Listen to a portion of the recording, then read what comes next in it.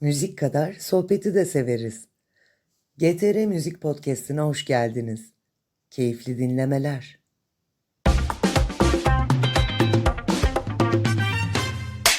Efendim Kat'ın yeni bölümüne hoş geldiniz. Bugün yanımda yine sevgili partnerim, veriyle romantik ilişki yaşayan dijitallerin taçsız kraliçesi Esra Gençkaya var. Benim de yanımda krizleri takvime, takvimi stratejiye dönüştüren, bir inci gibi işleyen, hatta o stratejiyi de sevgili Sinem Türkmen var. Burası Kat. Bugün sahneyi değil, o sahnenin arkasındaki ekonomik mimariyi konuşacağız.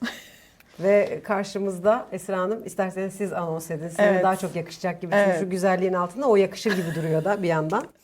Evet, konuk koltuğumuzda ise Türkiye'de kreatif endüstrilerin kurumsal çerçevesini şekillendiren bir isim Atak Avame. Ayrıca bu meclisin üyelerinden bizim de çok sevdiğimiz hem ekranın en duygusal ve en sayıcı karakterlerinden Burcu Biricik var. Efendim hoş geldiniz. Hoş geldiniz. Efendim hoş bulduk efendim. Hoş geldiniz. Sizi ağırlamak bizim için bir şeref. Çok mutlu olduk. Bugün bizimle beraber olmanız ve bize müthiş bilgiler vermeniz bizim için çok değerli. Hemen aslında programın en klişe bölümünden başlamak istiyorum. Bizim için klişe Tabii. ama izleyicilerimiz için böyle her seferinde yeni bilgilerle donattığımız bir alan burası. Bugün konuklarımız bize, sizler Top Türkiye Kreatif Endüstri Meclisi'nden bahsedeceksiniz. Hangi amaçla kurulduğu, neler yapıyor, bizi biraz aydınlatırsanız sonrasında detay sorularımızla sizi biraz sıkıştıracağız Allah izin verirse. Umudumuz bu yönde. Memnuniyetle. Müsaade ederse ben başlayabilirim aslında. Lütfen yani ben zaten ilk defa bu kadar resmi ve kurumsal bir Çok başlık adı takım altında elbiseden sunuyorum. kaynaklanıyor ondan, ceketten o. O kısmı sen anlatırsan, çalma kısmını da ben Memnuniyetle. anlatırsam sevgili başkanım çok sevinirim. Tabii ki. Top Türkiye Kreatif Endüstriler Meclisi aslında 10. yılını bitirdi.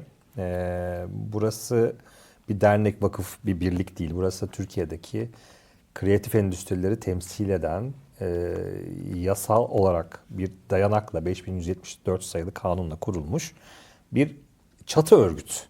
Burası bir meslek birliği, vakıf, dernek değil. Burası daha çok bu anlamda bu bütün örgütleri bir araya getiren, kanun yapıcıyla endüstri arasındaki bir köprü görevi gören bir kurum. 10 yıldır aslında canhıraş çalışıyor. 40 tane üyesi var. 41 olamıyoruz. Yönetmelik öyle çünkü. Ama 16 alt endüstriyi temsil ediyor. İçinde modadan, dijital sanata, sinemadan müziğe, reklamdan mimariye çok alanı kapsıyor. Baleye kadar sevgili TAN'da üyelerimizden bir tanesi Tansa Türk, selam olsun. Dolayısıyla bu 40 kişi, 40 şirket, 40 dernek, 40 vakıf aslında Türkiye'de yaratıcı endüstrilerin gelişimi için kreatif endüstrilerde neler yapabileceklerini çalışıyorlar. İki tane konuya bakıyoruz aslında. İki belki üç. Bir tanesi Türkiye'de bu işlerin daha büyümesi için, daha fazla ileri gidebilmesi için önündeki sorunlar ne? Bunların çözümlerini arıyor. Yani yıllardır devam ede gelen işte telif konuları gibi, özlük hakları gibi bazı sorunları çözüm üretmeye, bunların yönetmeliklerinde bir istisna yaratmaya, onlarla ilgili çalışmalar yapıyor. Bir de gelişimi için, yani büyümesi için, dünyada tanınırlığı için bir emek sarf ediyor. Onda da gençlere ve çocukları önemsiyor, önceliklendiriyor. Bununla ilgili çalışmalar yapıyor. Bunun içerisinde de işte artık uzun yıllardan sonra işte Kreatif Türkiye diye kendi adını, vizyonunu koyduğumuz çok olağanüstü uluslararası bir itibar projesine başlamış durumda. Çünkü biz Türkiye'nin hak ettiği potansiyelde kendini gösterebildiğini inanmıyoruz yani. Çünkü bize göre daha gidilecek çok yol var. Ve çok da başında. Burası da böyle içinde kreatiflerin olduğu çılgın bir meclis. Yani İçeriden çok eğlenceli de dışarıdan öyle gözüküyor. Eğlenceli ama içerisi çok ciddi işlerin, konuların konuşulduğu. aslında tam olarak sektörün yansıması gibi. Dışarıdan her şey çok güzel gözüküyor Güllük ama gülistanlık. içeride çözülmesi gereken çok fazla konu var. Peki Burcu Hanım gibi kendi alanında bu kadar uzman, bu kadar naif ve bu kadar güzel. Burcu Hanım'a bakarken gözlerim doluyor efendim. Bu birliktelikler nasıl oldu? Nasıl bir araya gelindi? Bu meclis kurulurken nelere dikkat edildi? Neler yapılıyor içinde tam olarak? Tabii aslında 3 tane kriterimiz var. Yani çok genel kriterler bunlar. Bu meclis 3 tane kriter üzerinden oluşuyor. Bir tanesi kişi olarak, yani karakteri olarak tabii ki bir şirket sahibi olması lazım. Bir kere vergi mükellefi olmak durumunda. Ama ondan sonraki kriterler 3 tane. Bir tanesi bulunduğu sektörde yaptığı işle ilgili bir kanaat önderi mi? Yani onun söylediği sözler dikkat çekiyor, bir kitleyi etkiliyor mu? Bu konuda bir söz sahibi mi? İkincisi yine aynı anlamda bulunduğu sektörde veya hizmet verdiği yaratıcı endüstriler alanında bir derneğin, vakfın, birliğin, federasyonun, konfederasyonun başkanlığını, liderliğini yönetiyor mu? Yine bir kitleyi arkasından sürükleyebiliyor mu? Onlar adına konuşabiliyor mu? Üçüncüsü de tabii doğal olarak bir ekonomik bir varlık göstermesi gerekiyor. Bu anlamda ekonomik olarak hatırı sayılır. 3'te, 5'te, 10'da olabilir ama yani hatırı sayılır bir ciroyu elde ediyor mu bulunduğu endüstriyle ilgili? Bu 3 kriter üzerinden aslında bu 40 üye belirleniyor. Peki Burcu Hanım'a yeri gelmişken sormak isterim. Türk dizileri dünyayı kasıp kavururken ihracat başarısı kalıcı bir endüstriye dönüştürmek için bu meclis tam olarak neresinde kalıyor? Sizin bu Türk dizileriyle ilgili meclise, çünkü sizin aslında asıl alanlarınızdan birinin ne olduğunu biliyoruz. Burada tam olarak nasıl ilerliyor? Nasıl bir projeksiyon sunuyoruz? Ne yapıyoruz? Buraya Burcu Hanım'ın katkısı, sizin Burcu Hanım'a bu anlamdaki katkınız, tabii ki Burcu Hanım burada bir Burcu Hanım olarak değil ama bir meclis üyesinin bu anlamdaki sektöre katkısı ne oluyor? Sizin onlara katkınız neler oluyor? Ben aslında genel bir sürece nasıl dahil olduğundan belki kısaca bahsedeyim. Benim yani yalan yok, daha öncesinde hakikaten böyle bir meclisten haberim yoktu. Ve Ata Başkan'la da böyle işte tesadüfi bir yerde denk geldik, karşılaştık. Ve böyle hani orada çok sohbetimiz tuttu. Uzunca bir sohbet etme şeyimiz oldu, şansımız oldu. Ve ben çok gayri ihtiyari böyle sektördeki işte bazı sıkıntılardan işte ya da kendim ve aslında daha çok gençlere yönelik işte ileride yapmayı hayal ettiğim projelerden biraz bahsetmiştim. Ve Ata Başkanım o gün işte biraz meclisten bahsetti ama tam da ne olduğunu anlamamıştım falan. Ve İlk sonra anlatınca anlaşılmıyor. çok kısa bir süre sonra Böyle dedi birazcık ki, uğraşmam gerekiyor. seni meclise öneriyorum ve hani bu meclise hani girmenin faydalı olacağını düşünüyorum dedi ve böyle oldu. Biz tam olarak ne konuştuk? Neydi o?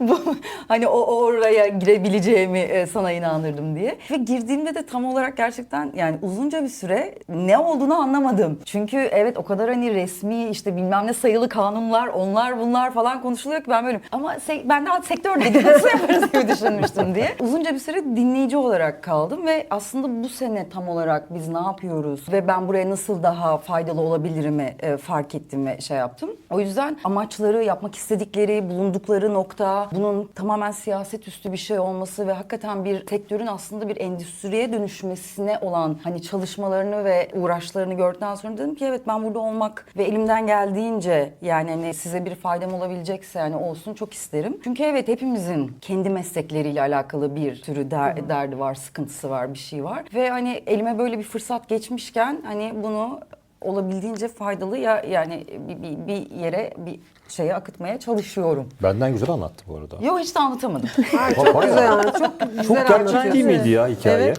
çok yani iyi. ben bu hikayeyi ek yapmak isterim. Orada konuştuğumuzda kendisiyle şöyle olmuştu. Mesela Burcu üzerinde bahsediyorum. Dertlerini anlatıyor. O kadar içten anlatıyor ki ya bu niye böyle? Bu neden çözülmüyor? Yani bunu çözsek şöyle olsa ne kadar bilmem ne. Hani oradaki o heyecanını görünce yani tamam madem derdin var dermanında olabilirsin. Neden olmasın? Yani dert dermanla beraber gelir. Dolayısıyla bunu çözebilecek yani bir yer var, bir kurum var. Buna vesile olmak ister misin? Aslında dert de oradan da çıktı. Ya Burcu'ya yine fikir verdi ve yine Burcu'ya kaldı oldu. Yapacak bir şey yok böyle. Yani nihayetinde beklediğimiz bütün üyelerimizden, Burcu'dan da beklediğimiz kendi endüstrisine dair, bulunduğu yaptığı mesleğe dair, yaratıcı endüstriye dair içeriden bize bir feedback vermesi, içgörü vermesi. Hani orada ne yaşanıyor, ne tür sıkıntılar yaşanıyor? İşte saatlerle mi ilgili problem, özlük haklarıyla mı ilgili problem, telif hakları yani intellectual property, fikri mülkiyet ile ilgili bir problem mi yaşanıyor gibi aslında sektörün o anda içinde bulunan en doğru ağızlardan, en yetkin ağızlardan bu bilgiyi alabilmek bizim için çok kıymetli. Çünkü onlardan gelen bu içgörüden sonra meclis bununla ilgili bir toplantı yapıyor. Bununla ilgili karar alabiliyor ya da oradan bir teklif geliyor. Bizim diyor böyle bir konuda desteğe ihtiyacımız var. Biz o konuyu meclis çatısı altında kabinemizde görüşüp bunu bir kanun teklifi, bir yönetmelik teklifi ya da bir değişiklik talebiyle ilgili bakanlıklara götürüyoruz. Bu sadece bir değişiklik de olmak zorunda değil. Yepyeni bir destek için de olabilir. Yani eğer buraya destek yaparsak burası hızlıca yeşillenebilir, çok hızlı sonuç verebilecek bir değişiklikle ya da bir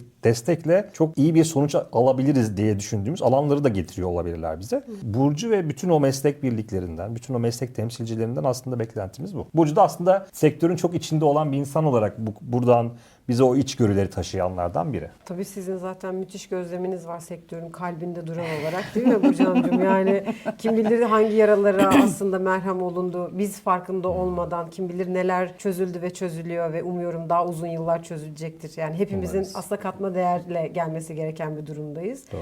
Bence çok kıymetli. Böyle anlatınca da insanın bir gözü doluyor. Çünkü çok ihtiyacımız var. Bugün Evet. benzer şeyleri çok konuştuk. Sektör kendi içinde bazı dengeleri tutamıyor. Bazen çok desteksiz, çok yalnız, çok böyle terk edilmiş hissediyor. Hepimiz hissediyoruz. Burada o desteği görebiliyor olmak bizim için çok kıymetli. Ebru Canım gibi bizleri de böyle temsil eden birilerinin oluyor olması, şeffaf ve en doğru haliyle yansıtıyor olması bizim için çok kıymetli. Ne güzel. O zaman hoş geldiniz falan birden böyle. Bravo!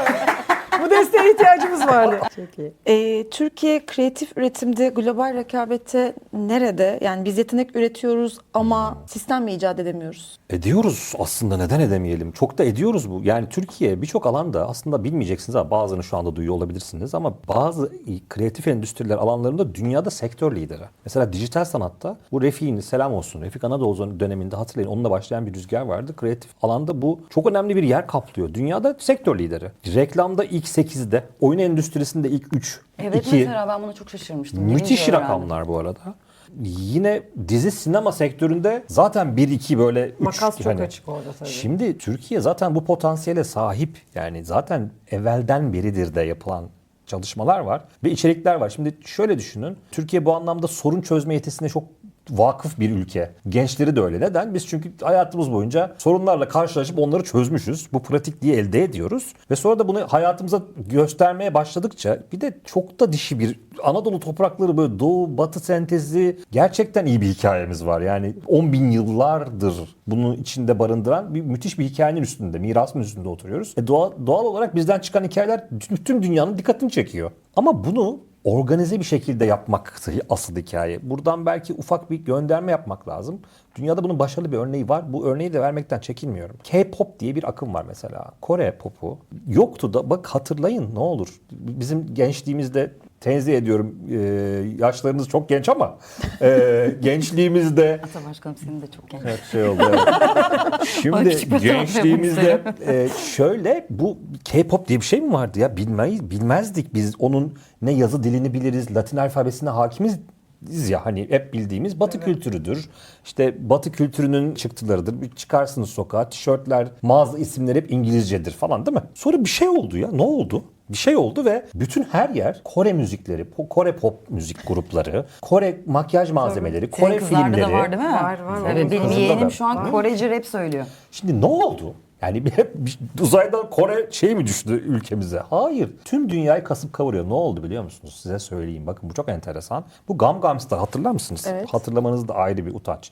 Bu Gangnam Style diye bir şarkı. Programda soğuk dakikalar. Bu Gangnam Style'da çıkan hikaye, orada başlayan o müzik akımı, sevgili dostlar bir stratejinin ürünü biliyor musunuz? Devlet stratejisi.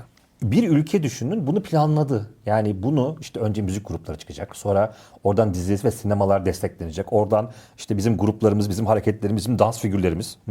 Büyük bir stratejinin sonucunu izliyorsunuz şu anda. Ve şu anda dünyada bir gerçek anlamda dominasyon kurdular. Ama bu bir devlet stratejisi olduğunda bu etki ediyor. Şimdi Türkiye bir zamandır bunu fark etmiş durumda. Çünkü bizim bu hikayemiz de oradan kaynaklanıyor. Biz bir ekonomik varlığız ve bu varlığı da gösterebildiğimiz rekabetçi sektörümüzü gösterebilmemiz lazım dünyaya. Platformlar buna çok yarıyor. Çünkü bariyer sorunu yok. Doğrudan başka bir ülkede gösterilebiliyorsunuz. Yapımcılarımız bu konuda çok heyecanlı. Oyuncularımız çok iyi. Dolayısıyla müzikte iyiyiz. Genç nüfusa sahip Türkiye. 2 tane şey aranıyor bununla ilgili. Bakın bu çok söylenen bir konu ama 2 tane önemli yükselişiniz için 2 tane önemli kritere ihtiyacınız var. Biri gençlerinizin olması lazım. Yani 60 yaşında yaş ortalamasında bir Kuzey Avrupa ülkesiyseniz çok zor yani bunu gerçekleştirmez. Bir genç nüfusunuz lazım. Bir de genç nüfusunuz teknolojiye ilgisinin oluyor olması lazım. İkisi de Türkiye'de var. Şimdi bu Türkiye'de böyle bir fırsatı varken bu arada yaşlanıyor. Yani kıta Avrupa'sı yaşlandı. Biz de yaşlanıyoruz artık ülke olarak ama hazır bu kadar genç nüfusumuz ve teknolojiye ilgili bir nüfusumuz varken bunu faydaya dönüştürüp bu pencereden o kaçan eskiden trenleri kaçırmadan bu gençlerin bu hikayeyi değiştirmesi lazım. Yani Türkiye'nin ekonomik çehresini değiştirebilecek hikayeler yazabiliriz. Bir de diğer alanları küçük görmek için değil. Ama kreatif endüstrilerde yaptığınız bir yatırımın 1'e 5 dönüşü var. Yani diğer alanlar yani bariyer sorununuz yok. Saniyesinde hele işiniz dijitalle de ilgiliyse bu alanda buraları çok güzel yapabilirsiniz. Müthiş bir erişim kabiliyeti var zaten. Muazzam. Yani hem öyle hem de çok da potansiyeli var. O yüzden birazcık böyle gençleri, çocukları böyle bu tarafa doğru itmeye başladık. İşte Bununla ilgili kanun yapıcıya diyoruz ki bakın böyle bir fırsat var. Bakın böyle bir ekonomik büyüklüğe ulaştılar. Yakın zamanda oyun endüstrisinden bir şirket Loom Games 26-24 yaşında 2 tane genç arkadaşımızın kurduğu 6 aylık bir firma 1 milyar dolara satıldı. Ve o para Türkiye'ye girdi. Muazzam bir rakamdan bahsediyorum şu anda. İnanılmaz bir rakam. Yani geldiğinde Türkiye şu anda 350-400 milyar TL'ler civarında bir ciroya ulaşmış durumda. Bu parmak ısırtır diğer rakiplerimize dünyada. Burada fark yaratabileceğimize inanıyoruz. Peki bu sizin anlattığınız yerden bağlayacağım. Kreatif endüstri dediğimizde Türkiye'de peki hala tam olarak neye anlıyor vatandaş? Ne anlıyoruz yani? İçinde kreativite olan her iş Her şey. gibi algılıyor ama tam o değil. Bu her işin toplam gücü ne? Ekonomik gücü ne? 350 milyar TL. Yani 350 sadece milyar düşünün 5 milyar TL'si, 5 milyar doları zaten sadece oyun ekonomisi. Yani dijital oyundan geliyor. Hani geri kalanı da 100-150 milyar dolara yaklaşıyor. Çok büyük rakamlar. Ya Türkiye'nin gayri safi milli hasılası 1,2 trilyon dolar civarı. Yani Türkiye'nin şeyinde önemli bir yer kaplıyor. Önemli bir etkisi var Türkiye kreatif endüstrilerin. Bir bilgi, bu Kültür Turizm Bakanlığı bizim çok da ilgilendiğimiz alan. Yani birkaç alan mimari ve işte oyun endüstrisi Kültür Turizm Bakanlığı uhdesinde konularından olmasa da bizim kreatif endüstriler genel olarak Kültür Turizm Bakanlığı ile ilgili. Bugüne kadar bu hesaplanırken orada ilginç bir şey olmuş. Kreatif endüstrilerin alt kırılımları hesaplanmıyor. Yani kümülatif bir rakam hesaplanıyor. İşte turizm bu sene şu kadar büyüdü diye. Bizim oradaki yani kreatif endüstrilerin oradaki gücü ayrıştırılıp bakıldığında yarısına yakını bizim taraftan geliyor. Yani kreatif endüstriler tarafından geliyor. Geri kalanı turizm ve diğer kollar. Şimdi bu yani aslında zaten Türkiye bu konuda başarılı. Sadece bunu böyle Daha farkında değiliz evet belki. biraz henüz. farkındalığı arttırmak lazım. Yaptığı iş, şirketin yaptığı iş doğrudan kreatif içerik üzerine hizmet veriyorsa, nevisi bu ise eğer o şirket, kreatif, yoksa her endüstrinin kreativitesi var. Yani bir ilaç icat ediyorsanız, inovasyon yapıyorsanız ya da savunma sanayinde yaratıcı fikirler elde edebilirsiniz. Ama o firmayı yaratıcılık yapmaz o. Onun tasarımını yapan kişi ve şirketleri kreatif olarak sayıyoruz. Yani özetle diyebilir miyiz? Biz aslında şarkı yapmıyoruz, cari açığı kapatıyoruz. Bizim taraf. Oradan bakın. Buradan bakıyor ama şeye vurunca da Excel'de biz biraz aşağılarda kalıyoruz. Biraz oyuna yüklenmemiz lazım. Tam değil ama yani oldu olacak. Biraz daha çalışmamız lazım. Tabii mantık olarak zaten yaptığımız işin dünyada satılabiliyor olması çok kıymetli burada. Çünkü Türkiye'nin nihayetinde ürettiği içeriği dünyaya satabiliyor olduğunda Türkiye bir döviz girdisi elde ettiğinde aslında büyüyebiliyor. Yani yurt dışı yatırımı ihtiyacı var. Ya da Türkiye'nin ürünlerinin yurt dışına satılabilmesine ihtiyaç var. Oyun filmlerinin, tiyatro eserlerinin, reklam içeriklerinin, mimari tasarımlarının, endüstriyel tasarımlarının, dijital oyun endüstrisinin eserlerini yurt dışına satmaya ihtiyaç var. Bu Evet. Türkiye çok ciddi bir döviz girdisi elde eder. Yani aslında bahsettiğimiz yerde bizim çerçeveden bakınca çok daha minik adımlarla daha çok yeni bir sizin için değil bizim tanışık olduğumuz şu anda farkına varacağımız ya da bu bölümden sonra birkaç izleyicimizin de farkına varacağı bu hikayenin aslında çok daha gelişime açık ve çok daha yürüyebilecek yolu var. İnşallah öyle de olacaktır diye tahmin ediyorum. Burada da biz çalışacağız gibi. Ne yapalım? Bu açıkları kapatacağız Esra. Burcu Hanım'a sormak isterim. Meclis üyesi olarak oyuncuların çalışma saatlerinden dijitalleşmeye kadar birçok konuyla ilgili fikir beyan ettiğinizi ve bu konunun savunuculuğunu yaptığınızı tahmin ediyoruz. Sektörde bir yasa çıkarma gücünüz olsa ilk olarak nereden başlarsınız? Yani şöyle bizim hep iki konumuz var herhalde yani hani özellikle işte oyuncular sendikasının da yani çok uzun zamandır uğraştığı bir oyuncu işçi midir, işçi sınıfından mıdır yoksa işte bir vergi mükellefi midir, bir iş sahibi midir bir konusu var. Bununla alakalı herhalde bir net bir şey yapardık çünkü çok ortada kalıyoruz. Yani bazı işimize dair şeyler aslında işçi olmamızı gerektirirken bazı şeyler de patronmuşuz gibi algılanıyor. Ama hani vergisel durumlardan ötürü. Ama mesela şöyle bir şey olmuştu seneler önce. İşte Çalışma Bakanlığı'ndan gelmişlerdi, sete gelmişlerdi ve işte herkesle konuşuyorlar. İşte bir takım sorular soruyorlar ayrı ayrı. İşte şuna işte nasıl karar veriyorsunuz işte atıyorum bu çekim günlerine, işte çekim mekanlarına bilmem nelere. Ben hemen böyleyim işte. Yapımcıyla ve şeyle de konuşmuşuz. Efendim yönetmen yapımcı ben birlikte karar veriyoruz falan.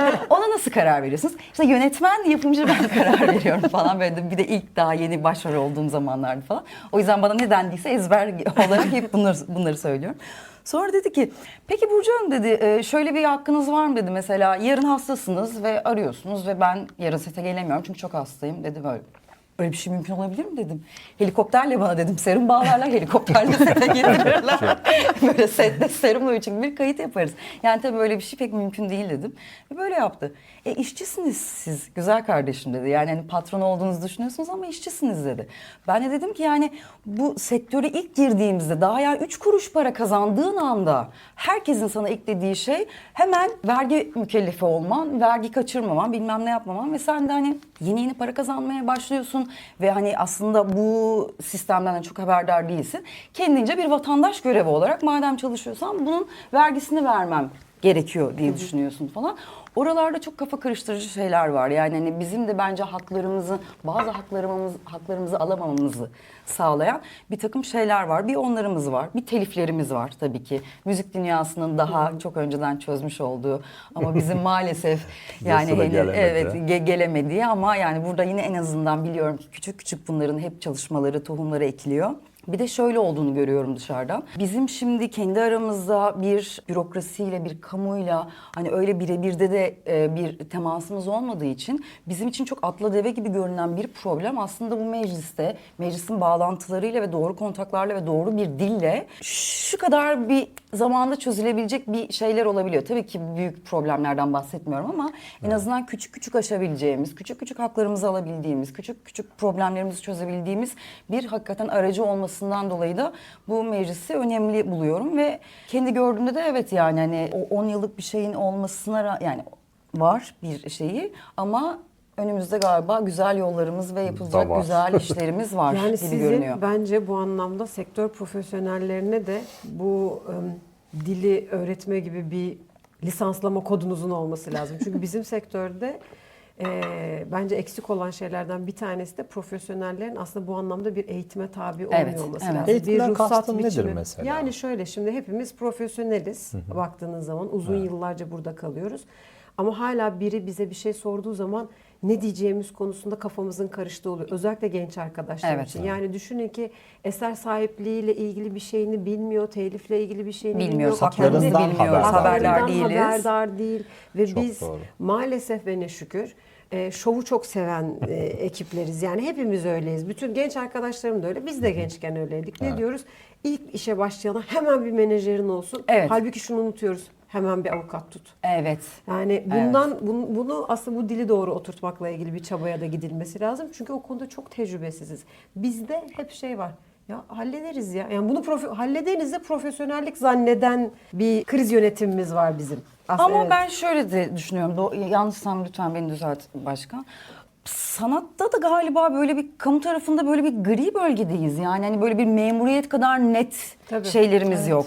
Başlıklarımız yok. Ya da ne bileyim tıp kadar bir şeyimiz yok. Yani diğer mesleklere göre orada da bence havada kalan ve tam neyin nereye net olarak oturduğu bir durum yokmuş gibi hissediyorum. Yani çünkü o işte Çalışma Bakanlığı'ndan geldiklerinde dedi ki ama siz de oyuncular dedi işte biraz dedi hani buralara kafa yormuyorsunuz. Biraz hani oralarda yani bize bir atıfta bulun. Dedim ki ama siz söylediniz bize bunu.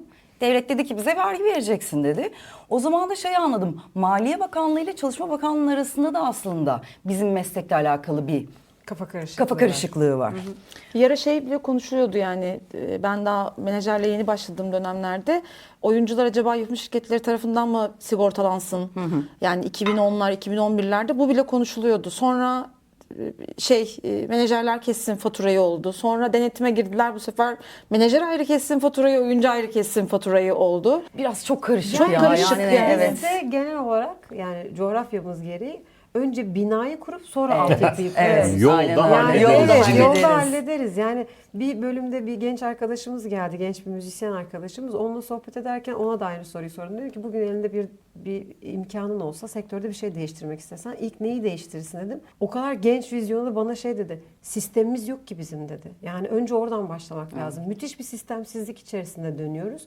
Ve burada tabii ki yani herkes kendi görevini yapıyor ama hangi görevi nasıl yapacağımızı da tam kestiremiyoruz. Çünkü bugün doğru dediğimiz yarın doğru değilmiş galiba ama siz söylemiştiniz yok öyle dememiştik biz. Siz ne demiştiniz? Siz nasıl yapıyorsunuz? Bazen yanımızdakinin yanlış olduğunu tahmin etmediğimiz doğrusuna inanarak bir yol çiziyoruz. Öğreneceğiz ama hepsini Bununla değiştireceğiz. ilgili bir şey söyleyebilir miyim? Ben bu konunun sistem midir bu diyeceğim şey bilmiyorum ama önemli bir şey bizim için. Türkiye'de, dünyada bu biraz daha oturmuş, konsolide olmuş diyebiliriz ama Türkiye için öyle mi bilmiyorum. Örgütsel, sivil hareket, yani aslında bir birliğin, derneğin, bununla ilgili çalışan bir vakfın içinde oluyor olma fikri. Şimdi burada bu tür kurumlar, ya bir kere karşınızdaki muhataplık, yani bir sorununuz olduğunda, ya benim bir sorunum var vergiyle ilgili, özlük haklarımla ilgili ya da telifle ilgili, ne olduğu önemli değil. Bir sorunum var, bu sorunu nasıl çözeceksiniz? Bakanlığa ya da devletin kanun yapıcısına bir mail atıp merhabalar, yardımcı olur musunuz bir zahmet denebilir mi? Yani deseniz de beklediğiniz tepkiyi, karşıdaki o ilgiyi görme imkanınız var mı? Ama bunu bizim temsil ettiğimiz binlerce oyuncu adına ya da binlerce müzisyen adına, binlerce işte dijital oyun üreticisi adına söylüyorum dediğinizde karşı taraf doğal olarak ha diyor, bir dakika, ya burada bir sıkıntı var, bu konuda ne yapabiliriz diyor. Şimdi bu buna yarıyor. Yani yaptığınız sesinizin yüksek çıkması, yani aynı anda söylediğiniz bir notanın ulaşabileceği mesafeyle tek başına söylediğiniz bir notanın ulaşabileceği o mesafe arasında fark var. Dolayısıyla hep bir ağızdan böyle düşünsenize, 16 alt endüstri, kreatif endüstriler meclisi diyor ki burada problem var dediğinizde o ulaşıyor. Gerçekten gitmesini istediğiniz yerlere kadar o sesiniz. Bu birinci avantajı. İkinci avantajı, bilmiyorlar ya, hani bilmiyor, haklarını da bilmiyor. Ben müziğimi yapacağım diyor. Çünkü bu sanatçı refleksi. Burcu, burada da sen beni düzelt eğer bir sanatçı olarak. Sanatçı refleksi, uğraşmak istemiyor ya bunlar. Çok haklısın. Ya Allah aşkına, muhtasarmış, yok vergiymiş, aman yok imzala sözleşme, bakmıyor. Yani onun için Anlamıyoruz. Çok özür dilerim. Yani bak, gerçekten bir tane Ben- denetçi ben- arkadaşım bu var ve diyorum ki sanatçılık- bana vergi işini anlat diyorum. Ve Anlatma. gerçekten bana Burcucuğum bak, tahakkuk nedir? yıl 12 ay falan diye böyle A'sı B'sini falan. O esnada ben nasıl oluyor biliyor musun? falan böyle oluyorum. Anladın mı diyor?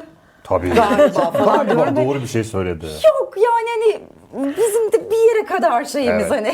Yani şöyle olman gerekiyor. Yok, sende de yok mu bu sanatçıysan. yani? Anlayamıyorum. Gökhan'da da yok mu mesela Hayır, var yani? ama sanatçıysan artık şöyle olmak zorunda ya. 1, iş yapacaksın. 2, para kazanacaksın. 3, profesyonellerle çalışacaksın. 4, bu profesyonelleri sürdürülebilir bir boyutta ayakta tutacak kadar Ne güzel özetledin. ve kendine bağlayacak kadar çalışmaya da devam edeceksin. Çok güzel Şimdi özetledin, evet. bunları yapabilmek müthiş bir istikrar, müthiş bir potansiyel Kolektif de bir gerektiriyor. iş gücü değil mi bu? Daha Tabii ki. organizasyon Şimdi bu yani. Normalde belki şöyle olması lazım. STK'ların ya da bu anlamda meslek birliklerinin ilk daha seni meslek birliğine kaydederken bir kılavuzu gönderiyor olması lazım. Anlasan da anlamasan da. Bak Biz- hakların bunlar, Tabii ki. buna dikkat Tabii, et, tabii, bir bunlara Yani yapma. keşke programda, işte. çok yakın tarihli bir programda arkadaşıma şeyi söyledim. İşte bu teknik rider'larla ilgili, sanatçıların istekleriyle ilgili konuşuyoruz. Dedim ki biz teknik rider'ı gönderirken teknik rider'ın içerisine bir denge tahtası koyuyoruz. Sanki sanatçımız denge tahtası istiyormuş gibi. Aslında istemiyor. Arıyorlar bizi, diyorlar ki karşı taraftan, ya denge tahtası istemişsiniz. Hah diyorum, okumuşsun. Okumuşsun. Ha.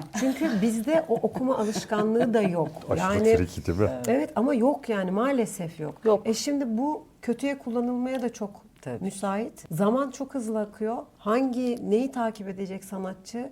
Hangi profesyonel neyi takip edecek? Bir yandan da ayakta kalacak, orayı da tutacak. Yani o süreci iyi tutmak adına yapılacak her hareket çok kıymetli zaten.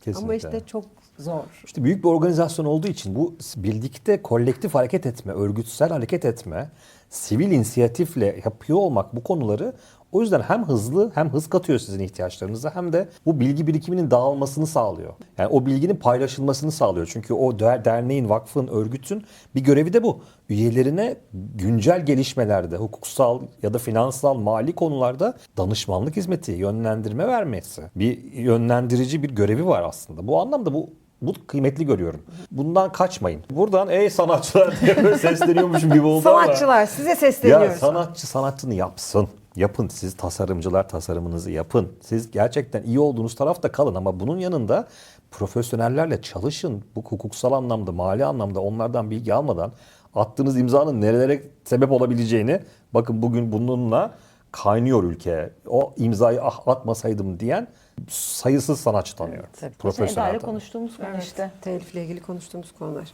Evet. 5 yıl sonrasında Türkiye kreatif endüstrilerde nerede olur? Bir hayal mi, yoksa zorunlu bir hedefiniz mi var mı? Değil mi? Bir hedefimiz ya zor. Her halükarda bir hedefimiz var ama değil mi? Olması lazım. Bizim hayallerimiz var. Hedef mi denir ona? Peki öyle diyelim ama hayal diyoruz biz. Hedef ya aslında. Ama hayal ediyoruz ya. Hadi hayallerden sonra onu Ama hayata hayal dökmeye ama harekete başladıkça geçmişsen hedef aslında olmaya hedef başlıyor. olmaya başlıyor. Önce Peki. hedefi belirleyip sonra onun hayalini yani öyle değil mi şimdi? önce hayal ettikten sonra hedef gelmiyor mu Sinem? Bu konuda şöyle kavga edebilir düşünelim. miyiz? Önce hayal Önce edersin. hayal, önce sonra hayal hedef bence. ederiz. Evet, yani önce şu an- hayal ederiz. Önce hayal edersin. edersin. O Böyle- hayal Ama ben hedefe Başlarsan- giderken kesin 56 tane daha hayal ediyorum. Onu kesin ekledim. O yüzden kendim az bir cevap verdim. O aradakileri saymıyoruz. Yani şöyle tabii ki bir hayali ve hedefi var. O da bizim meclisimiz bundan cümlemin ilkinde kurmuştum. Türkiye hak ettiği gençleri, Türkiye'nin kreatif endüstrileri hak ettiği o potansiyele henüz yaklaşmadı bile. Yani Türkiye dünyada bu anlamda ses getiren. Bakın sadece ekonomik boyutundan bahsediyoruz ama arka tarafında bambaşka bir yeri var. İşin itibar tarafı var ve de stratejik bir ekonomi olarak tanımlanıyor kreatif endüstriler. Çünkü bulunduğunuz ülkenin doğrudan yani bir ülkeye gidin şu anda o ülkede bir anda sinema oyuncularının cümlelerini, o sinema aktrisinin oradaki oynadığı karakterin adını ya da oradan edindiği birkaç Türkçe kelimeyi falan söylüyor. Bir sempati oluşuyor. Aslında dünyada bir algı yaratıyorsunuz bu anlamda. Bu çok kıymetli. Parayla alamayacağınız bir şey bu. Türkiye kreatif endüstrilerinin böyle de bir görevi var. Beni aslında biraz meclisle alakalı en heyecanlandıran şeylerden bir tanesi o. Benim bu mecliste olmamın sebeplerinden aslında en önemlisi benim kendi açımdan motivasyonum. Kamera önünden çok yani aslında o oyuncu hikayesinden çok benim derdim kamera arkasıyla alakalı. Yani bu sektör dünyada bu kadar yer edinmişken, bu kadar büyük ekonomi sağlamışken ben diyorum ki biz bunu daha kaliteli hale getirebiliriz. Çünkü şöyle bir durumumuz var. Yanlışsam öğrenciler sonra bana yazsın ve düzeltelim. Mesela atıyorum işte sinema televizyon okullarında mesela sanmıyorum ki o çocukların doğru bir ışık eğitimi aldığı, doğru bir kamera lens eğitimi aldığı, doğru bir dramatürji bilgisi aldığı yani mesleğiyle alakalı tam bir sahaya çıkmak için, sete çıkabilmek için bir yetkin bir eğitim alabildiklerine inanmıyorum. Ve o çocuklar da çıkar çıkmaz bir para kazanmak için hemen ilk sete giriyorlar. Ve hani onlar da sadece sette öğrenebildiklerini kadar öğreniyorlar. Ve yeni bir şey çıkarmaya, yeni bir şey keşfetmeye, yeni bir dünya kurmaya, yeni bir perspektif getirmeye vakitleri ve şeyleri olmadan, fırsatları olmadan Harala belki gürele gidiyorlar harala yani. gürele gidiyorlar ve biz de maalesef işte birbirini takip eden, birbirinin aynı işler izlemek durumunda kalıyoruz. Ben de hep şey diyordum işte meclise girmeden önce. Bu çocuklara okulla sektör arasında bir şey vermek lazım. Eğitim vermek lazım. Ama ciddi profesyonel bir eğitim vermek lazım. Hatta şu an meclisimizin farklı komisyonları da var ve şimdi bir eğitim komisyonumuz var. Orası beni çok heyecanlandırıyor. Çocukları yeniden meslek okullarına itebilmek adına. Yani şimdi aslında Güzel biraz sürprizimizi Burcu verecek. Yapacak bir şey yok. Sana yakışır ama. Sürpriz Vermelisin. Hayır çok güzel ne güzel. Sana yakışır. Çünkü bu hikaye beni çok Versene, bu güzel heyecanlandırıyor. haberi sen ver. Yani şöyle eğitim komisyonumuzda biraz şöyle bir şey var. Bunu tam bir şey haline getirebilirsek, doğru bir paket program haline ve doğru bir yol haritasına çekebilirsek gerçekten böyle şehir şehir gezip gerekiyorsa ailelere, gerekiyorsa öğrencilere yani şunu anlatmak istiyoruz ailelere. Bakın bizim çocukluğumuzda meslek lisesine gitmek bir şeydi. Bu çocuk zeki değil, bu çocuk bari o zaman sanayiye gitsin, o zaman bu çocuk elektrikçi olsun, bu çocuk bilmem neci olsun, bu çocuk bilmem... Yani oraya hep böyle bir atıl bir alanmış gibi. Ve hani böyle çok da işte gelecek görmediğimiz çocukların gönderildiği bir yermiş gibi şey yapıyorduk. Ve şu an velilere şey anlatmak istiyorum ben kendi adıma. Ne olur meslek liselerine gönderin. Çünkü bu çocuklar böyle var olacaklar. Yani çünkü artık ülkenin buna, dünyanın buna ihtiyacı var. Ve kendi adıma da yine bunu bencilce bir yerden yapıyorum. Benim kendi potansiyelimi gerçekleştirebilecek filmler çekebilmem için benim o kalifiye kamera arkası ekibine ihtiyacım var. O yüzden hani burası beni çok heyecanlandırıyor. Yani bu haritayı doğru eğer çocuklara o yola sokabilirsek. Senin ağzından bu büyük güzel sürprizi duymak çok güzel. Ben biraz detaylandırabilir miyim bu Evet, tarafını? evet. Teknik Ben bu tarafı. kadarını söyledim. Yok, Heyecanlandım güzel şu an. manşeti attın Ha, bence. manşeti attım, Gayet de evet, güzeldi. tamam. Biz Teknik bilgi de 4 sen ver. yıldır Türkiye'de şimdi bakın çok üniversite var ülkemizde tamam mı? Ve bu herkes üniversite mezunu olacak gibi bir algıyla başladık hikayeye. Gerçekten de başardık yani. Türkiye'de herkes çok ciddi üniversite mezunu ama bu üniversiteli işsizler gerçek bir problem. Alanında gerçekten başarılı birçok gencimiz üniversiteden mezun olduktan sonra doğal olarak ara pozisyonlarda değil de spotlar altındaki pozisyonda olmak istiyor. Mikrofonun başındaki olmak istiyor yani. Ama bu sistem böyle yürümez. Yani yürüyemez zaten. Yani herkesin sahnede ışık altında olduğu bir dünyadaki bir ekosistem çalışmaz. Çalışması mümkün değil. Bu bir iş bölümü. Ya şu anda mesela burada 10 kişiyiz değil mi?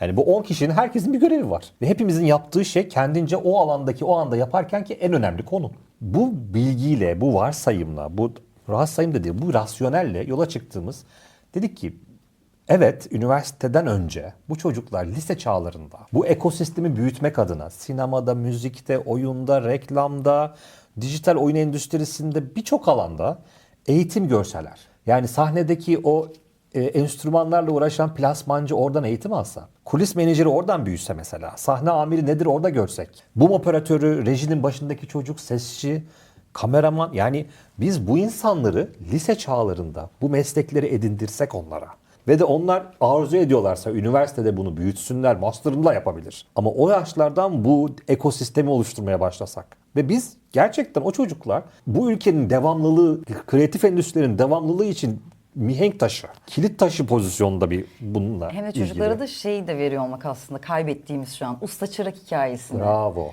Yani hani o çıraklıktan gelen hikayenin ustalığa taşınmasının şeyini hiçbir şey dolduramaz ya. Evet, herkes şu an çırak olmadan hemen usta Usta olmak olmaya istiyor. çalışıyor. Ve o usta çırak hikayesini eğer çocuklara yine gençlere aktarabilirsek oradan da şahane şeyler çıkacağını düşünüyorum. Ben birazcık duygulandım çünkü eski bir iletişim fakültesi akademisyeni olarak. Esra, daha da duygulandıracak bir bölümü söyleyeyim, sonra duygulanmana devam etmek ister misin? Tabii. Biz bunu başardık. Yani bu bizim gözlerimizi dolduran, tüylerimiz diken diken eden bir mevzu. Çünkü Türkiye'nin ilk Kreatif Endüstriler Anadolu Meslek Lisesi'ni açıyoruz. Milli Eğitim Bakanlığı ile bu noktaya çok iyi. getirdik. İstanbul Ticaret Odası, Türkiye Odalar Borsalar Birliği ve Milli Eğitim Bakanlığı'yla Ders veririm. Cağaloğlu'nda ne güzel olur. Cağaloğlu'nda Hüseyin Tüylerim Gül'ü diken diken Anadolu oldu. Meslek Lisesi var. Orada başlayacak olan bir 2026-2027 eğitim sezonunda bu saydığım bu kadarla da değil. Moda tasarımı da var içinde. Endüstriyel tasarım, grafik tasarım da var. Bir lisenin ilkini açacağız. Harika. Orada beraber olacağız. Sözünüz olacak. Çok iyi. Biz ben, o gün ben yani çok özledim ders anlatmayı. O yüzden seve seve gelirim. Biz orada- Mutluluğa bak. Kreatif Endüstriler Anadolu Meslek Lisesi Türkiye'ye hayırlı olsun. Yani Ah, bunu çok da burada iyi. ilk defa söylemiş olalım. Çok güzel. Kısmetse işte yeni sezonda okul döneminde de o okulun açılışında hep beraber gururla orada duralım. O Oh, çok kurdeleyi güzel. keselim. Çok güzel Çok mutlu habermiş. oldum. Orada üniversitelerden bahsettiğin için ben 9 yıl tabii ki 2010'lu 2004'te başladım akademisyenliğe ve sektör deneyimlisi olarak girdim. Normalde işte bir sürü sınavlara girmen lazım, o sınavları geçmen lazım bir üniversitenin kadrosuna girmek için. Beni çok sevdiler ve ben sektör deneyimlisi olarak öğretim görevlisi kadrosuyla üniversitede İstanbul Ticaret Üniversitesi'nde İletişim Fakültesi'nde ders vermeye başladım grafik tasarım alanında. Benim çocuklara faydam şu oldu. Ben çünkü dergicilik yaptığım için, dergi tasarımlarında yaptığım için, matbaa ile ilgili ne tür sıkıntılar olduğunu bildiğim için benim öğrencilerime hepsine sektörde bu sorunla karşılaşacaksın, bu sorunu böyle çözebilirsin. Hazır ol. Hazır ol. Hepsine o şekilde eğitim verdim. Çok da güzel zamanlar geçirdim ama başka nedenlerden dolayı da akademisyenliği bırakmak zorunda kaldım. Onu sonra size anlatırım neden bıraktığımı. O yüzden çok duygulandım. Geri dönme zamanı. Bununla da güzel yetinmedik. Üniversitede, Mimar Sinan Üniversitesi ile özellikle görüştüğümüz bir konu bu. Aynı zamanda YÖK'te de bununla ilgili bir girişimimiz var. Üniversitelerde kreatif endüstriler fakülteleri açılmasıyla ilgili bir çalışmamız var. Hem Maltepe Üniversitesi'nde hem de Mimar Sinan'da. Kısmetse onu da görmek Ah, nasip olur inşallah. hepimize Çok yani. iyi. Çok güzel Böylece haberler. gerçekten bunun eğitim tarafını çözmüş olacağız. Tabii bu kadarla kalmaz ama evet, yani eğitim tarafını çözersek işte bundan sonra arkadan gelenlere lunalar oralarda eğitim alabilir mesela. Mesela. Mesela. Çok, Çok iyi. güzel. Tam da aslında sorumuz bununla bağlantılı oldu biraz anlatılanlarla. Türkiye'deki yaratıcı beyinlerin, işte yazılımcıların, senaristlerin, müzisyenlerin son zamanlarda yurt dışına yerleşmeleriyle ilgili bir sürü zaten görüyoruz. Arkadaşlarımızdan da Duyuyoruz, çok doğru. fazla gidenler var. Bu yurt dışına gitmesini engellemek için neler düşünüyorsunuz? Yapmak istedikleriniz şeyler var mı? Biz yurt dışına gitmesini engellemek istemiyoruz. Biz yurt dışına gitsin ama geri dönsün istiyoruz. Arada fark var. Bizim oradaki çabamız o. Çünkü bilgi neredeyse gidip al demiş. Yani o bilgiyi gidip almak önemli. Orada bu konunun iyileri olabilir. Bu konunun iyi eğitimleri veriliyor olabilir. Ayrıca tecrübedir, vizyondur. Kendini geliştirmektir. Dolayısıyla o eğitimi, o bilgiyi, o atmosferi mutlaka koklaması gerektiğini düşünüyoruz. Ama onun ülkemize geri dönebileceği, yani o kadar eğitimi almışken, o pırlanta gibi böyle parıldayan elmas parçalarının sonra da geri dönmesini istiyoruz. Çünkü başka türlü olmaz. Bunu iki türlü yerden bakıyoruz. Yani biz bu çok bir kere vatanımızı çok seviyoruz. Yani vatansever bir yerden de bakıyoruz açıkçası söyleyeyim. Çünkü çok güzel, insanımız çok güzel, doğamız çok güzel, kültürümüz çok güzel. Bir sürü problemimiz var ama yani. Çok da seviyoruz yani. Çılgın da bir ülkeyiz yani. Ben çok mutluyum. Ben başka yerde yaşayabilmeyi düşünemiyorum. Denedim de olmadı da yani. Hani ama Türkiye kadar eğlenceli bir ülkede olamaz herhalde. Böyle hiç sıkılmayacağınız bir ülke. Hiç Buna sıkılmaz. asla. Yani hiçbir zaman böyle ama bugün de ne Yeni olmuş? reklam kampanyası mı acaba Türkiye için? Asla sıkılmazsın. Böyle aman trafik ışıkları bozulmuş diye bir haber göremezsiniz ya. Ülkede devamlı bir hareket. Şimdi bu şaka bir tarafa. Buraya dönmeleri için burada bir ekonomik gelecek görmeleri gerekiyor. Yani sadece ülkenize dönün, vatanınızı sevinle. Bu çocuklar, bu gençler dönmez bu ülkeye. Ya bu ülkede onlar geldikleri zaman onların burada bulabileceği refah ortamını yaratmak gerekiyor. Ekonomik anlamda. Haklarının korunduğunu, burada yaptıkları işin, üretimin dünyada da satılabilir bir hale geldiğini, yani bir cazibe gerekiyor. Bunun için de gerekli olan şey aslında buradaki iş gücünü mesela kullanıyor. Diyor ki çok ucuz iş gücü var Türkiye'de.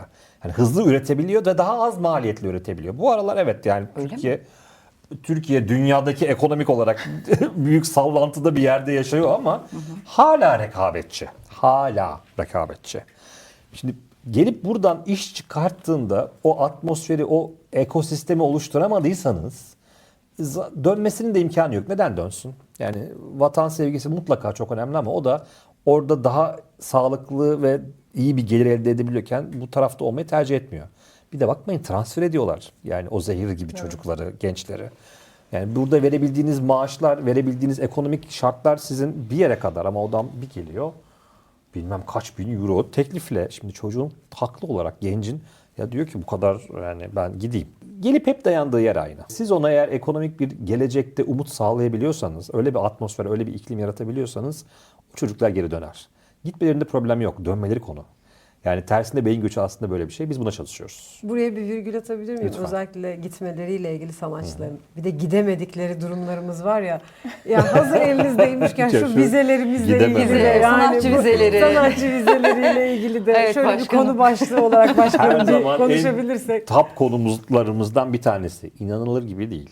Yani bu konuda çok girişimlerimiz var. Anlatıyoruz da, kötü deneyimlerimiz de var. Yani nice gruplarımız gerçekten sayısız kere halk oyunları topluluğu bir yarışmaya katılacak. Evet, duydum onu. Yani ne emek harcadık yani halk oyunları oynayacak ya bu çocuklar. Büyük problem evet, kanayan yara. Evet. Kanayan Bu yara. bizim Ben de sanatçının konseri varken vize problemiyle gidememesini anlatılamaz. aklım almıyor. Nasıl Evet, olabilir diye. yani neden bir de yani zaten hali hazırda burada çalışan ve zaten hali hazırda burada işi olan biri iş için oraya gittiği zaman bu prosesin böyle yürütülüyor olması çok tuhaf yani.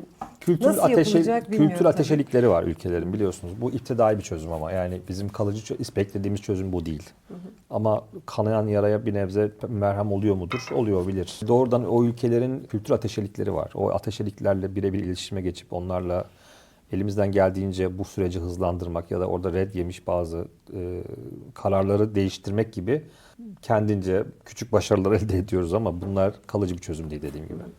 Ya bu konuyla ilgili bizim daha köklü bir çözüme Avrupa Birliği temsilcilikleriyle Dışişleri Bakanlığımız üzerinden bir süreç yürütülüyor ben biliyorum. Ama o süreç çok bizimle de ilgili değil. Yavaş. Yani ülkeler arası büyük diplomatik konularla da ilgili o kadar müdahale etme şansımız olamayabilir ama umudumuz var. Şimdi biz dizilerle bu çilingiri müthiş bir şekilde açtık. Yani böyle kapılar açıldı, gittiğimiz her yerde. Bu kapı diğer sanatlar yani müzik için niye açılamadı? Yani sizce niye açılamadı? Ya da işte tiyatroda niye biz o kapıları açamadık? Niye açamıyoruz? Oradaki eksik ne?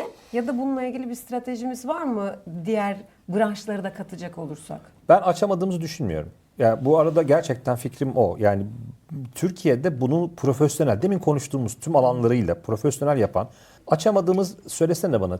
Siz Gökhan olarak Avrupa'da kaç konser vereceksiniz bu sene? 12. 12 tane konser. 13, Londra'da var. 13. aynen. Sadece Gökhan 13 tane Avrupa ülkesine gidip, Avrupa şehrine gidip orada Türkiye'nin Türkçe şarkılarını okuyacak. Türk müzisyenlerle yapacak bunu. Ve o dönemde oradaki bütün billboardlarda, raketlerde, sosyal medyasında Gökhan'ın oraya geldiği anlaşılacak, duyulacak.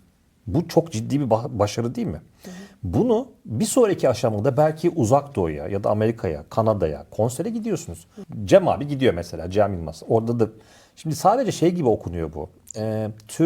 Oradaki yerel Türk halkına sesleniyormuşsunuz gibi değil. Sizin dinlenmelerinize baktığınızda, yani müzik kalitenize baktığınızda ya da sinemaların, filmlerin, dizilerin içeriğine baktığınızda dünyanın her yerinden sizi izleyen ve dinleyenler var. O eskiden evet öyleydi. Böyle Türkiye'den giden, işte göç etmiş zamanında Almanya'ya gurbetçi olarak giden halkta vardı dinleyici, izleyiciniz. Şu anki dinleyiciler ve izleyiciler, ben biliyorum Gökhan Türkmen'in de sayısız dünyanın hiç Türkiye'ye gelmemiş dinleyicisi var. Evet, bir tane Brezilya'dan var. Her şarkıya yorum yazıyor. Muhteşem değil mi? Bizim katımızı izlemişler yurt dışından. Biz ağlamaklı olduk geçen çay içerken Ezra'yla. Şimdi avantaj ne Sinemciğim orada biliyor musun? Artık o eski internetin çıkışından itibaren konu artık senin bir bariyerin kalmadı. Yani pazarlama için bir bariyerin yok artık. Dijitalde bir iş yaptığın için dünyanın her yerinden ben katı izleyebiliyorum ya. Gökhan'ı izleyebiliyor, dinleyebiliyorum. Burcu'nun filmlerini, dizilerini seyredebiliyorum ya. Artık geçmiş olsun. Artık iyi iş yapan, iyi içerik çıkartan, kalitesi içeriği iyi olan, müzik kalitesi iyi olan eserler dünya sahnesinde doğrudan yarışa giriyor. Daha iyisi olabilir mi? Olabilir. Ama Gümüş Ayı kazandık mı? Evet kazandık. Grammy almış müzisyenlerimiz, yazarlarımız yok mu büyük ödüller kazanan? Orhan Pamuk gibi var. Yani bunları başarıyoruz ama bunun sayısını arttırmak lazım. Yani buradaki gücümüzü de ancak biz inanıyoruz ki bu alanda daha geniş kitlelere seslenebilmek adına daha iyi içerikleri çıkartmak, oralarda tanıtmak kendimize, Türkiye'nin gücünü anlatmak, Türkiye'nin başarılarını anlatmak, farklılıklarını ortaya koymak, tarihini ortaya koymak, bu anlamdaki Türkiye'nin o potansiyelini göstermemiz gerekiyor ki onlar da ilgi göstersinler bize. Yani daha fazla biraz çalışma yapmak. En dip toplamını söyleyeyim. Aslında bunun da bir devlet stratejisi olarak demin verdiğim örnekte olduğu gibi yapılması gerekiyor. Büyük, her tarafı tutarlı, iyi düşünülmüş bir devlet stratejisi gerekiyor bunun için. Ve her alandan destek görmesi gerekiyor. Ticaret Bakanlığı'nda, Dışişleri Bakanlığı'nda, Milli Eğitim'de, yani eğitim tarafında bunun altyapısını da hazırlamanız lazım. Bununla ilgili Kreatek diye bir kavramı sahipleniyoruz mesela. Kreatif teknolojiler. Bunları geliştirmeniz lazım. Potansiyeliniz var. Yani birazcık stratejik ilerlemek yani. Söylediğin sorunun cevabı yeterli oranda kendimizi gösteremiyoruz. Haklısın.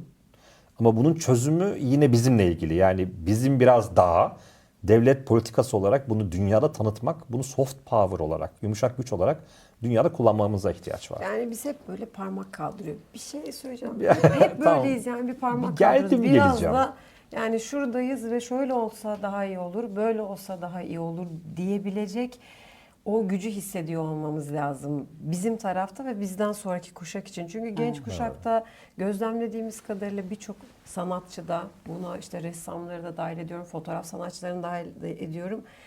Tuhaf bir umutsuzluk demeyelim ama böyle bir garip bir hüzün Atalet. de var. Evet yani bir şey var ve onun o toprağın bir kalkması lazım. Çünkü çok ciddi bir potansiyel var dediğiniz Bir gibi. de bunun şeyden kaynaklı olduğunu düşünüyorum Sinem. Az önce işte Ata Başkan'ın da söylediği gibi hani bu örgütlenme ve bir olma hissi, yani çok yalnızlaştık ki bir yandan da. Yani hani ben bence yani kendi sektörümde de hani yalnızım. Hani birlikte ne kadar güçlü olduğumuzun farkında değiliz. Yani aslında birlikte ne kadar güçlü olduğumuzun, ne kadar bu ülkeye katkımızın olduğunu, işte birlikte neler başarabileceğimizi biliyor olsak, yani illa birlikte ortak iş yapmaktan bahsetmiyorum ama herkesin farklı yerlerde kendi potansiyelinde bu işleri yapabildiğini biliyor olsak, bu dediğin hareket şeyini aslında çok daha hızlı alacağız. Üzerimizdeki o ölü toprağını çok daha hızlı atacağız. Biraz o bence işte o birlikte olmamaktan ve birlikte birbirimizin gücünün tam farkında olamamaktan kaynaklanıyor. Son sorularımıza gelirken her ne kadar anlatılmış olsa da belki bir umut, bir yeni bir madde yakalarım diye bu soruyu da sormak istiyorum. Meclis olarak bugün bir araya gelip Türkiye'yi dünyada kreatif anlamda bir numara yapacak bir büyük proje başlatacak olsanız bu ne olurdu? teknolojik platform mu, yepyeni bir eğitim sistemi mi, yoksa bir film mi? Ki bunlar hepsini şu anda teker teker duyuyoruz. Burada bize vereceğiniz, şu ana kadar duymadığımız başka bir en büyük projemiz var mı? Ben Burcu'yu anlatabilir miyim burada? Yanımda yokmuş gibi anlatmak istiyorum. İzin verin bana.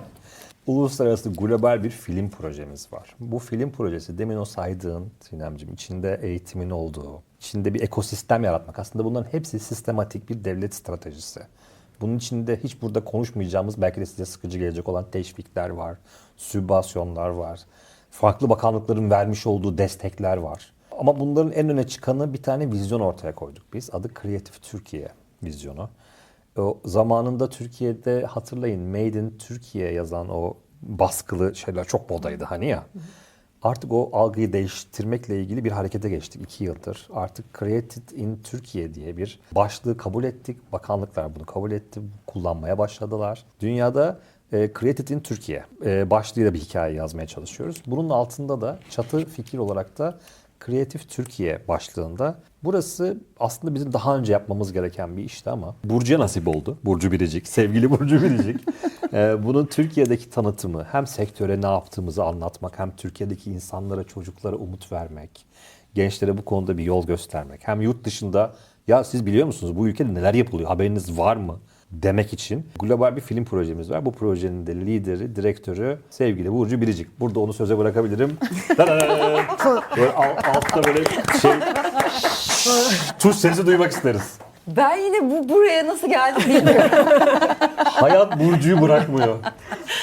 Ben sadece fikir vermiştim yani hani bu konuyla ilgili. Onda da ya işte yine yeni sezonun böyle toplantısını yaparken meclisle alakalı neler yapabiliriz, nasıl bir yol alabiliriz diye konuşurken dedim ki hem işte kimle konuşsam yani meclisten çok haberdar olmayan bir kesim var. Hem işte peki bu meclis ne yapıyordur, kimdir dediğinde anlattığımız... Sektörden de bilmiyorlar. Evet, sektörden de bilinmiyor. Ya da anlattığımız zaman karşı taraf biraz dinliyor, çok da anlamıyor falan gibi bir durumu var. Çok ya da bu yaşanıyor galiba. Ya maalesef biraz öyle oluyor galiba. Evet, Kibarlığından da bir şey diyemiyor. Diyemiyor. Ne tatlısınız, Çok ne kadar çok iyi. güzelmiş falan. Aferin, ne kadar iyi falan diyor. Ne diyor bu falan diyorlar. Ve dahası da aslında şöyle de bir yerden çıktı. Yine kanayan yaralarımızdan bir tanesi olduğu için yani kendi adıma şey yaptığımda pek çok sektörde aslında tam olarak Türkiye'nin potansiyelini gördüğümüz işte atıyorum belki bütçesizlikten, belki işte ekonomik krizden dolayı ya da işte ne bileyim bir risk almamak ya da bir vizyonsuzluk, konfor alanını terk etmemek, ezberi bozmamak adına şimdi yaptığımız işlerde bence belli bir yerimizi gösteriyoruz. Yani hepimiz bütün sektörlerde ve dedim ki madem biz bu kadar hani kreatif bir ekibiz burada 40 kişi yani 40 şeylik koltukluk bir hani şeyimiz var, alanımız var. O zaman dedim yani insanlara anlatmaktansa gösterelim çünkü yani insanlar artık dinlemiyorlar okumadıkları gibi. Görünce daha etkileniyorlar ve dedim ki ya bizim potansiyelimizi gösterdiğimiz işte atıyorum CGI'de neredeyiz, oyun dünyasında neredeyiz, işte dünyada biz neler yapıyoruz gösterdiğimiz sadece dünyaya değil. Buradaki yatırımcılara, buradaki kreatiflere, buradaki senaristlere, burada yeni iş yapmak isteyenlere biz bunları yapıyoruz haberiniz olsun'u gösteren bir kısa film yapsak aslında çok etkili olabilir gibi bir fikirden ortaya çıktı. Kısa filmlerden ortaya çıktı. Evet şu an yapmaya çalıştığımız aslında böyle işte bir kabaca 16 disiplini içinde barındıran biraz ne yaptığımızı ve potansiyelimizi gösteren bir film yapmayı hedefliyoruz. Bir böyle yapılmaz ama bunu da söylemek ister misin? Böyle bir hikayemizin o kilit yeri. Çok kızacaklar. Ekibin sen de kızar olabilirsin bana ama İlk olsun. cümlemiz mi? İlk cümlemiz bir de hikayemizin o geçmişle böyle 12 bin yıllık hikayemizle bugüne nasıl konuştu? Yani o zamanki hieroglifi yapan bu toprakların insanların bugün işte elinde bilgisayarla grafik yaptığı, oradan oraya böyle tarihi anlattığımız hikayesini böyle bir tak anlatsan çok mutlu oluruz yani bence. şöyle aslında çıkış cümlemiz bence bana çok etkili geliyor. Yani bu dünyada daha sanata sanat denilmeden biz bu topraklarda sanat yapıyorduk. Yani aslında o yüzden dünyaya da vereceğimiz bir şey var. Yani daha siz ortada yoktunuz ve biz bu topraklarda... Siz yokken biz evet, buradaydık. yani biz buradaydık gibi bir mesajı da vermek istiyoruz. Ve aslında nasıl anlatayım diğer kısmı anlamadım. Yani şöyle çok vermek istemiyor olmanı anlarım doğal olarak. Tahmin Bence yeterli orası. Ama genel olarak işte o zamanlardaki o sanatın yani o tiyatroların işte o kocaman tarihi eski Bizans ya da çok daha öncesinde yapılan o tiyatroların, Göbekli Tepe'ye kadar varan o heykellerin yapılırken orada çalışan, onlar bizim atalarımız ya. Yani biz onların böyle 10 bin yıllık torunlarıyız ya. Yani o dönemden beri biz bunu biliyoruz. Biz oradaki elimiz o zamandan beri yatkın bu işlere. Fikrimiz o zamandan beri yatkın kreatif hikayeye. Şunu söylememin tam zamanı bence.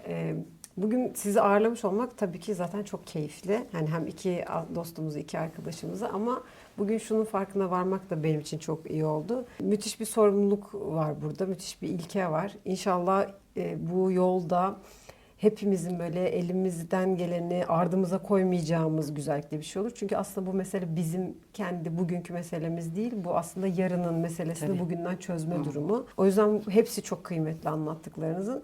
İnşallah biz de üzerimize düşeni yaparız ve inşallah Esra orada ders verir. Yoksa muhtemelen bütün dersleri Büyük- bana anlatacak gibi duruyor. Çok teşekkür ederiz bugün bize vakit ayırmak Şeref. ayırdığınız Teşekkür ederiz. için, Bizi bizimle davet olduğunuz ettiğiniz için için. çok kıymetli. Başka söylemek istediğim bir şey yoksa Yok, kapanış hayır. cümlemi sana atmak Sonra- üzere seni sonra biraz söyleyeceğim güzelleyeceğim. ben. Öyle mi? Evet. Peki. Bugün Kat'ta çok güzel konu başlıklarını dinledik. Çok güzel bir yol hikayesi dinledik. Çok güzel olacağına eminiz. Bu manzarayı izlemek bize çok iyi gelecek. Hem size Burcu Hanım hem size Atabey, Atabaşkan. Çok teşekkür ederim kendi teşekkür adıma. ederiz. Son konuşmayı yapmak üzere dijital dünyanın kırıntılarını pembe süpürgesiyle toparlayan arkadaşıma sözü bırakıyorum. Buyurun Esra'cığım. Evet, iyi ki geldiniz. Çok duygulandım, çok heyecanlandım. Çünkü ben de işte 12 yıldır bu sektörün içerisindeyim. Akademisyenliğin arkasında 16 yıldır, yani 12 yılı, 16 Ama yıl. yaşını böyle- Hep böyle konuştuğumuz şeylerin bir şekilde artık hayata geçiyor olduğunu görebilmek beni çok mutlu etti. O yüzden çok teşekkür ederim. Mutlu ettiniz beni ayrıca. Çok uzatmıyorum lafı. Biz bu hikayelerin tadını çıkarmaya devam ediyoruz. Kat'ta görüşürüz.